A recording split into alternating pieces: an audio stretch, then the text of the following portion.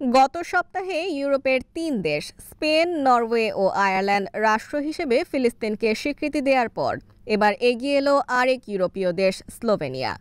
রাষ্ট্র হিসেবে ফিলিস্তিনকে স্বীকৃতি দিতে দেশটির পার্লামেন্ট একটি বিল ডিক্রি পাশ হয়েছে।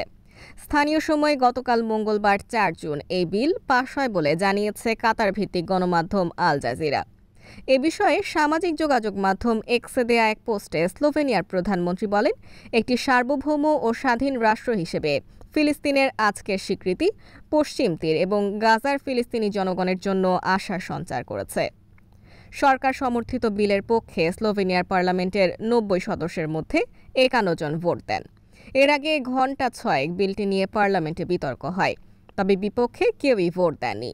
ভোটাভুটির সময় স্লোভেনিয়ার প্রধানমন্ত্রী এক বক্তৃতায় ফিলিস্তিনের সাথে তার দেশের তুলনা করেন। তিনি বলেন, আমরা স্লোভেনীয়রা ১,০০০ বছর ধরে এই অধিকারের স্বপ্ন দেখেছি এবং ৩৩ বছর আগে আমরা স্বাধীন রাষ্ট্রের স্বীকৃতি পেয়েছি, কিন্তু দুর্ভাগ্যবশত ফিলিস্তিনি জাতি এখনও এই অধিকার পায়নি।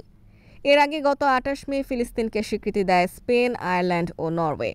ইউরোপীয় ইউনিয়ন ইইউর ২৭ সদস্য দেশের মধ্যে সুইডেন, সাইপ্রাস, হাঙ্গেরি, চেক প্রজাতন্ত্র, পোল্যান্ড, স্লোভাকিয়া ও বুলগেরিয়া আগেই স্বীকৃতি দিয়েছে।